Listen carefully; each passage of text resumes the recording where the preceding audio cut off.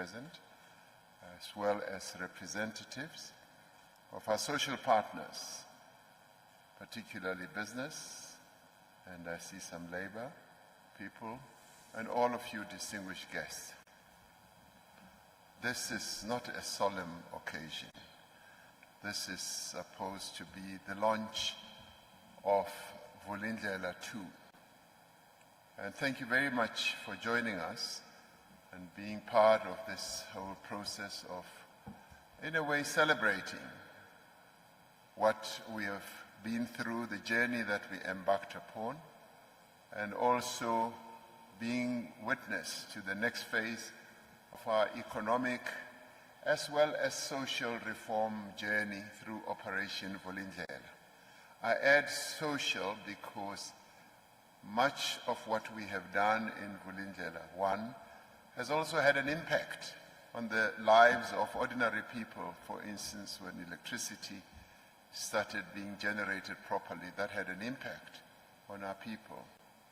And therefore, the impact has not been only on economic matters, but it has also been on the social life of our people.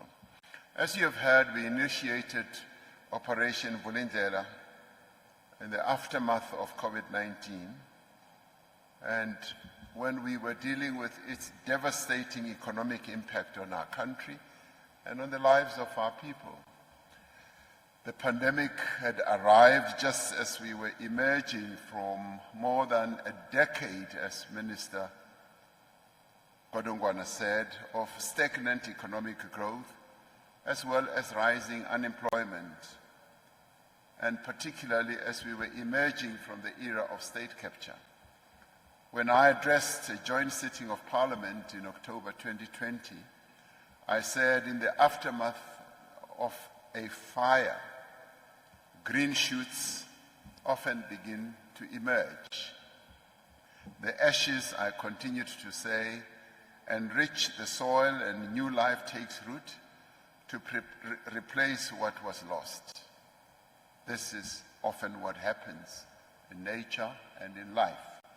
And over the past 4 years, we have seen the green shoots of economic reform sprouting out. Through far-reaching reforms in the electricity sector, we have substantially reduced the severity as well as the frequency, and many of us will testify to this frequency of load shedding, relieving a constraint on growth which had strangled our economy for years. And the electricity challenge that we faced was of a special type, of an extraordinary type, that made South Africans very angry, frustrated, and dejected in many, many ways, because the resource they had become accustomed to, continuous electricity, had been taken away from them. I remember once coming back from a sea fishing trip. As I got off the boat, a young boy in Cape Town said, "Mr. President, can I talk to you?" He was like 6, 7 years old. And I said, "Yes, you can." And he said, "Can you please bring electricity back?" And I said, "Why?" He says, "Because I want to watch my shows on TV." So it had had an overarching impact on the lives of ordinary people. Now, these reforms that we embarked upon have enabled investment in energy generation, have also unlocked billions of rands in new investment in renewable energy in every part of the country, but more especially in the Northern Cape, the largest landmass province of our country and the smallest population, which had anemic economic growth, is now seeing enormous growth as billions have been pouring in an area which Dr. Ramaphosa describes as the highest radiation place in our country. We have embarked on a major reform of our ports as well as the rail system through the freight logistics roadmap. We have opened the rail network to competition, to involvement of players by others, and invited the private sector to participate in our port terminals on a concessionary basis, while ensuring that our network infrastructure, yes, remains owned by the state. Now, the completion of the spectrum auction enabled significant investment in telecommunications, and billions of rands also flowed into the fiscus through the auction process, a process which is done by a number of countries around the world. But that has also improved network quality in our country and has also led to the reduction of data costs for every South African. Although our data costs are still on the high end, they still need to be brought down so that we are on par with many other countries where data costs are not extremely expensive. The water use license system, which once served as a barrier to investment, particularly because those who sought to utilize our water, who needed the permits, had to wait up to 3 years, also needed some reforms. Now that system works efficiently and has allowed projects in forestry, in mining, in manufacturing, and a number of other sectors to proceed. So these are some of the reforms that have been engendered by this Vulindlela process. As of last year, we have implemented an entirely new framework for skilled visas to attract investment and encourage businesses to establish themselves in our country and to create jobs. We've been able to attract those with money, with skills, to have much easier entry into our country through our visa system. All of this progress has been made possible thanks to the cooperation and commitment of relevant government departments. One of the key achievements that we continue to make is to continue breaking down the silos in government and to enable governments to, departments to work together and to enable colleagues to walk away from this mentality of doing things on their own, in their own little corners, to work together. And this is what Vulindlela has been able to achieve.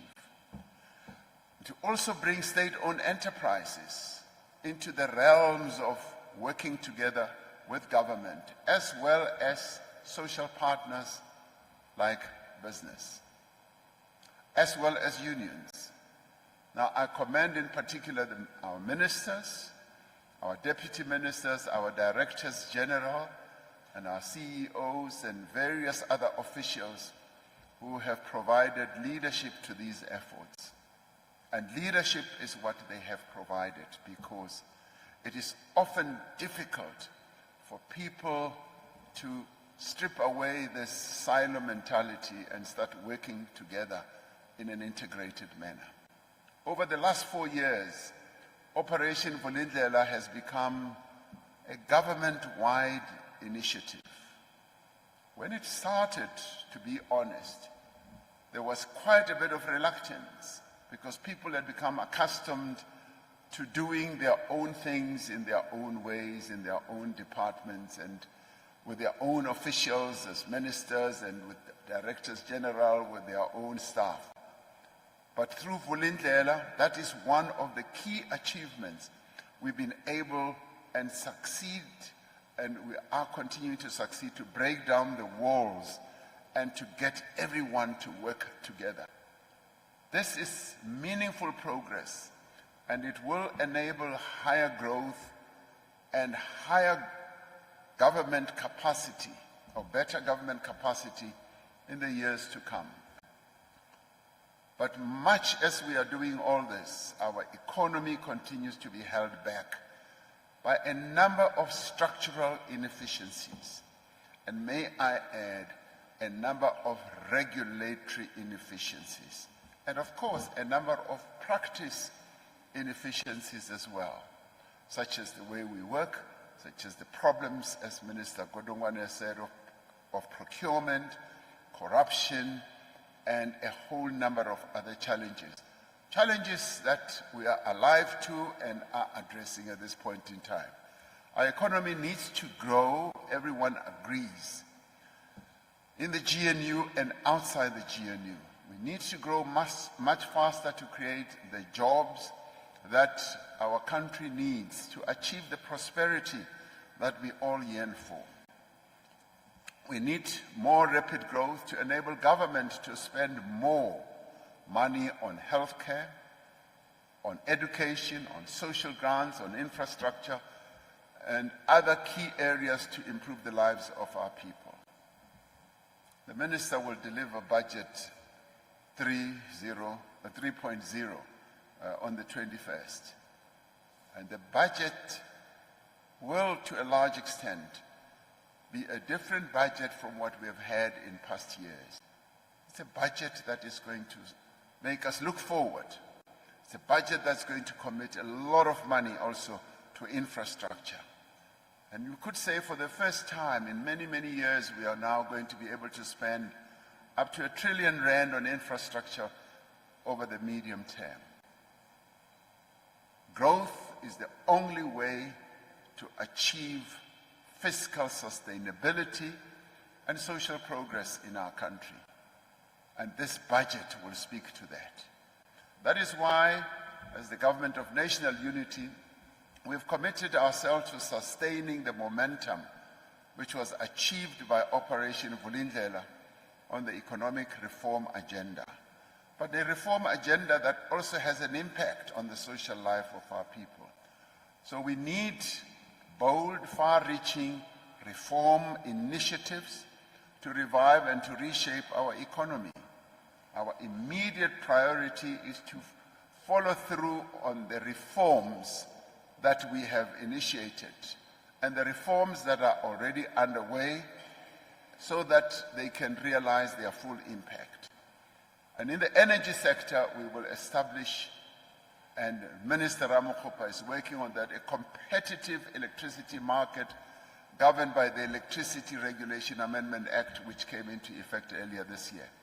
Now, this is a revolutionary change for our country. This is a sea change because we are now beginning to embark on a journey that many countries have embarked upon years ago. And I often cite a country like China, which is pursuing socialism with Chinese characteristics. You would have expected that they would be the ones who will hold on to an only government and state-owned electricity generation, distribution, as well as transmission system. They have introduced competition, and they've introduced a number of generators so that they compete against each other to bring costs down. That is precisely the revolutionary change that has been initiated in our own country. We're now going to have, as we are now, having a number of generators of energy, and this will enable multiple generators to compete, yes, to produce electricity at the lowest cost and with the greatest efficiency.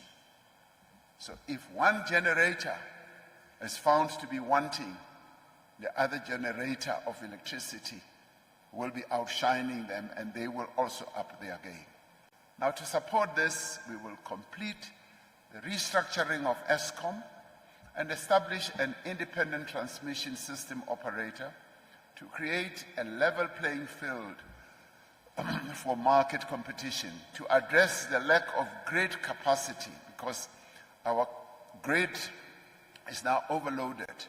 We need 14,000 kilometers of more grid capacity.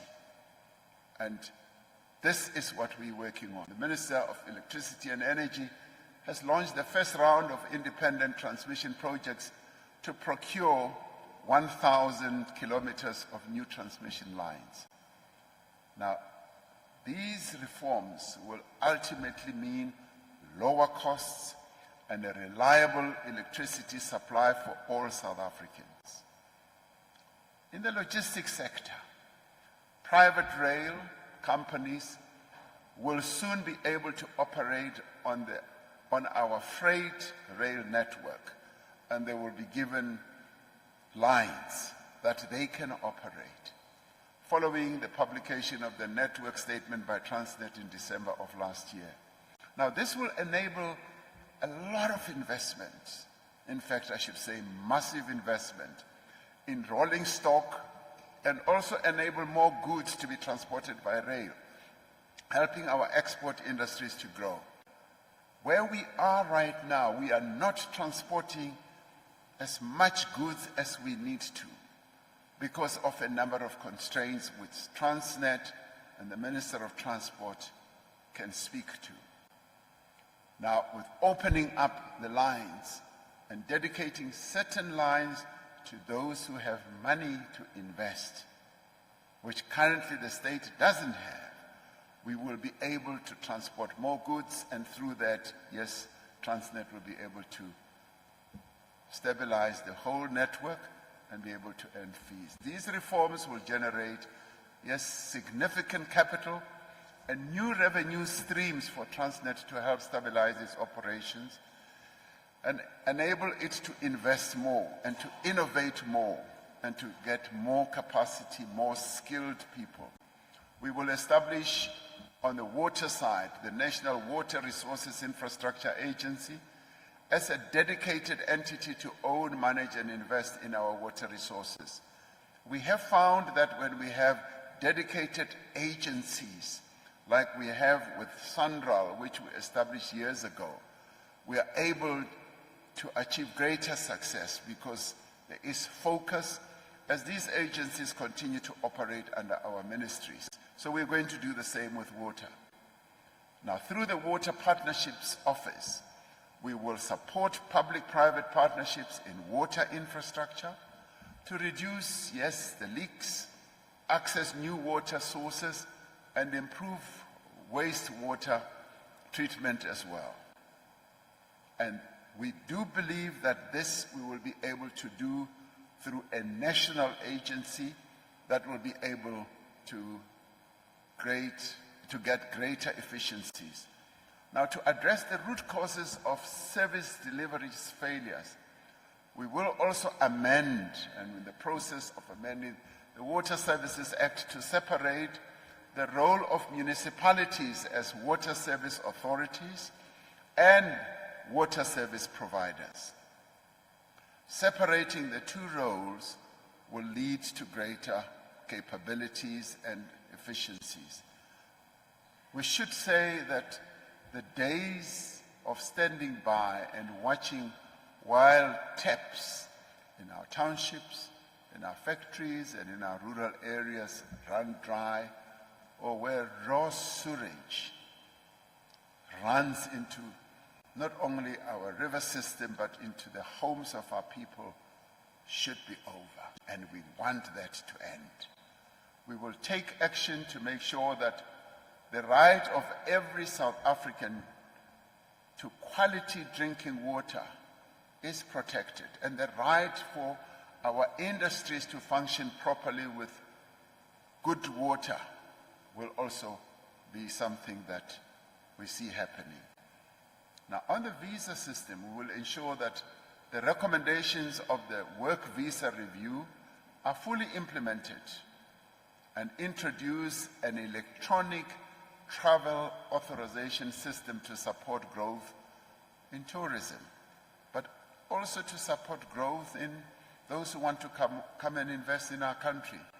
The Minister of Home Affairs has already introduced a points-based system to make it easier for highly skilled people who want to come into our country, people who have skills, who have money, to come into our country with ease, who can contribute to our economy, while at the same time enforcing our immigration laws more effectively, particularly to combat illegal immigration.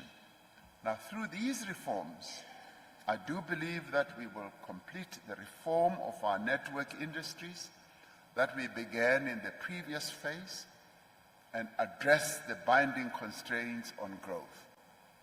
And we have to be grateful that we've had Treasury as well as the team in the presidency corralling and coordinating all of government to work together. And we have had great success. And to those who might think that, well, this is not as meaningful as all that, we just need to look at the success that we've had on our electricity side, because now the lights are on. However, this is not enough. We need growth that is both rapid as well as inclusive. We need growth that serves, yes, the millions of our people who remain unemployed and young people who cannot see a way into the labor market. And we need growth that improves the daily lives of our people by fixing the infrastructure that is broken. And I want to engender a new culture in our country for all of us to look after our infrastructure. One of the diseases that continues to beset us as a nation is that we don't really care for our infrastructure. And at times we go to a point of damaging infrastructure. I had a walk through this building yesterday, Union Buildings, and I then asked for the facilities manager. I said, where is the facilities manager? And walked around with her this morning.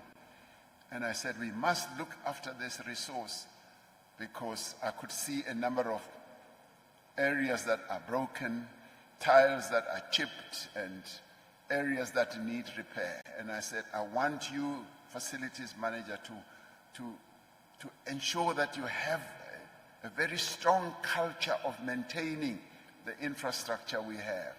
And I even said to her, you know, wear my eyes, because wherever I go, I look out for things that are falling apart and say they must be fixed.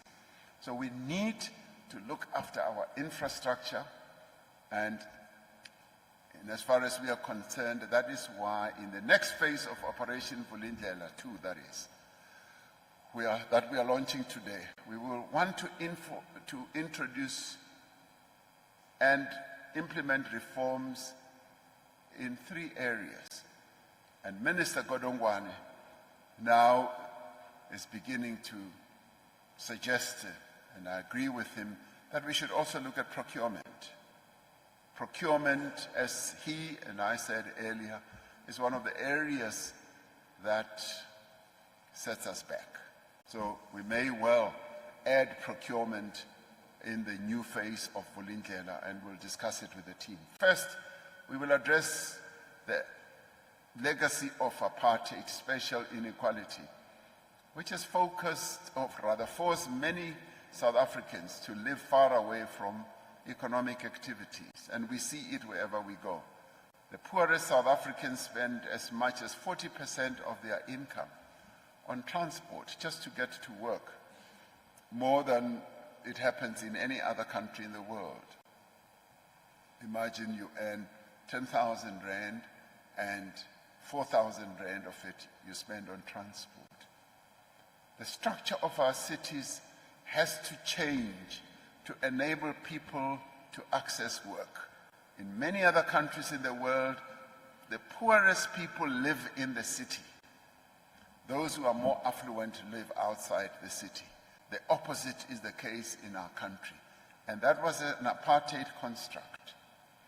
This means that we need to change our housing policy so that people can choose where they want to live through demand-side subsidies for home ownership and affordable rentals. While the millions of homes that we have built since 1994, and we have built millions, have given families shelter as well as dignity at an unprecedented scale, we cannot continue to build houses on the periphery of our cities and our towns. This must be reversed. We will therefore accelerate the release of publicly owned land and buildings for affordable housing with a particular focus on inner cities. And we will get our local government colleagues to focus on this. And we will clear the backlog of title deeds for affordable housing, while at the same time making the titling system more accessible as well as affordable. This will be one of our key reforms. This will turn houses into an asset for poor households, and it will enable those households to access credit and use their asset to advance themselves.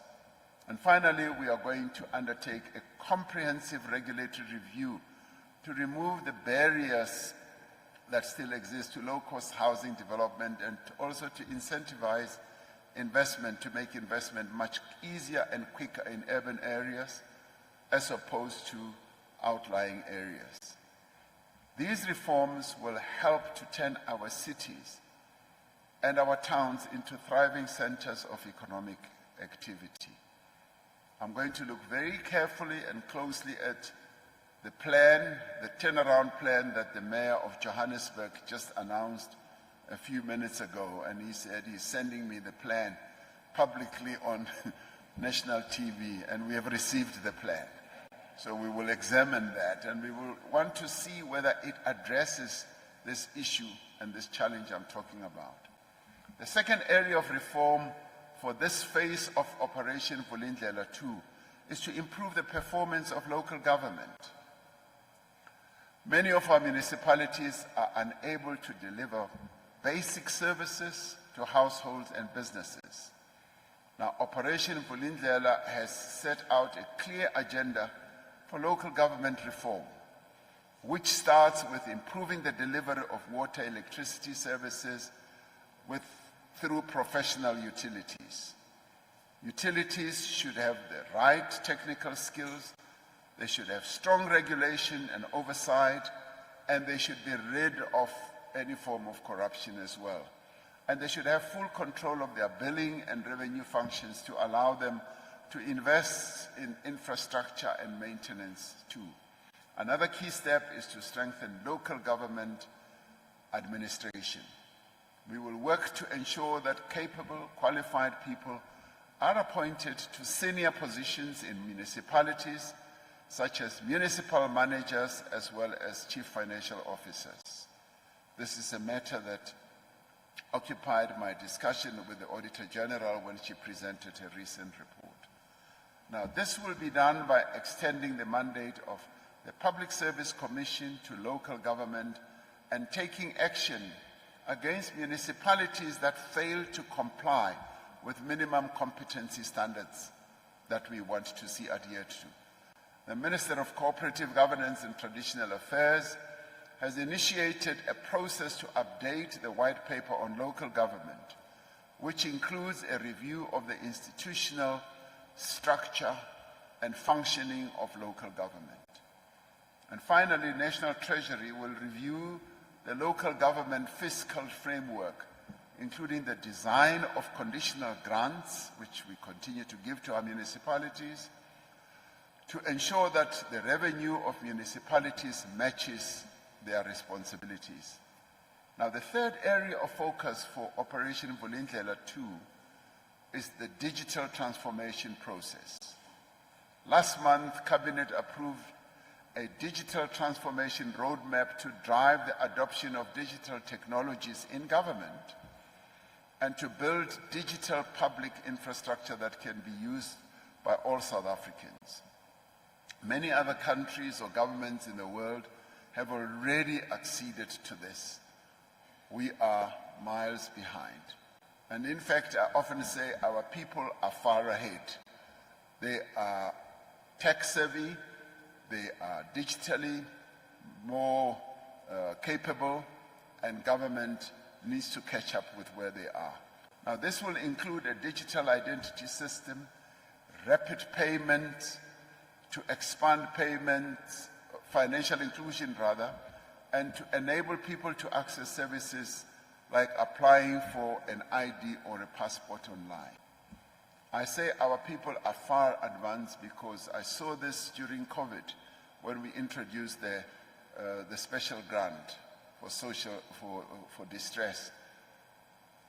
We got up to 11 million people to access the money digitally without having to run to a bank or wherever. They were able to do so. And I was hugely impressed by our own people with their tech-savvy capability. So they are already ahead of us, and we now need to catch up. The process of reform is always never easy. It is often contested, and it is often contested by insiders because there are vested interests of one sort or another. Everyone wants to hold on and to hog their area of work. And through Vulindlela, we've opened it up, and will continue to do so. So Vulindlela has been a transformative process in government that has enabled all of government to work together in a very cooperative way. We still have a long way to go. Yet we have a very simple choice to make. If we do not reform our economy, and if we do not reform the way we work, our economy will not grow, and we will not be able to create jobs. If we do not reform the way we work, we will not be able to satisfy the aspirations of our people. Unemployment will continue to rise, the level of dissatisfaction amongst our people will continue to rise, and poverty will increase. So the choice is very simple. On the other hand, if we implement these reforms, and some aspects of the reforms will be difficult, either at local government level or getting government departments to work more digitally. Yes, they will be difficult, but if we do so swiftly and boldly, we will place our economy and our government on a path of growth and renewal. And the cooperation that we will engender between our government, our social partners, particularly labor, business, and civil society, will yield great dividends for us. And we will be able to address what are called generational problems. There is a generation of South Africans that does not know what it is to live in a country that is growing, in an economy that is growing. They have never experienced rising incomes. They've never had a feeling that jobs are increasing and they can walk out of their homes and go and seek a job and get it. They have, and a number of businesses have not been seeing the growth that they need to see. And we therefore need to ensure that we have expanding opportunities for both our people and also our businesses. It is therefore our intention to ensure that every South African feels the benefit of rapid, sustained, and inclusive growth, but also capability on the part of government. And that is why we will not halt our efforts to reform the economy and to improve the capability of the state, and to fundamentally transform both and to remove the constraints on our growth. We have established what I believe is significant momentum. We now have good signposts through the priorities that we've set up as the Government of National Unity, and it is therefore our responsibility to grow a flourishing crop and to ensure that all South Africans can, in the end, reap the benefits of the harvest. And this is what Vulindlela 2 is going to be all about, as we complete Vulindlela 1 as well. So we've bedded down a very good foundation, and we're now embarking on building greater growth and capability going forward. And I am sure that as these reforms take effect, we will be able to see growth. And I should say that many countries around the world know that it is through reforms that they can embark upon that they see growth. and the same should apply to us. So growth is what we aim for, and reform will be the tool that we use to achieve that growth. I'd like to thank you for being here at the launch of Vulindlela 2. Thank you very much.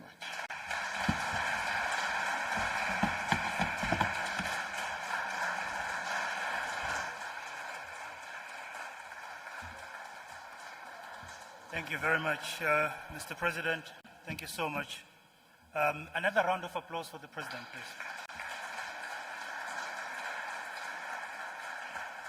We're also delighted to have in our midst the heads of our major SOEs. I see Ntate Den from ESCOM and Ms. Michelle from Transnet. The two work very closely with the OV team. We're delighted that you could join us. Thank you so much.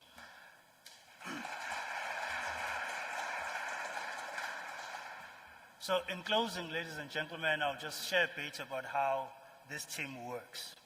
So at the inception, they adopted a motto.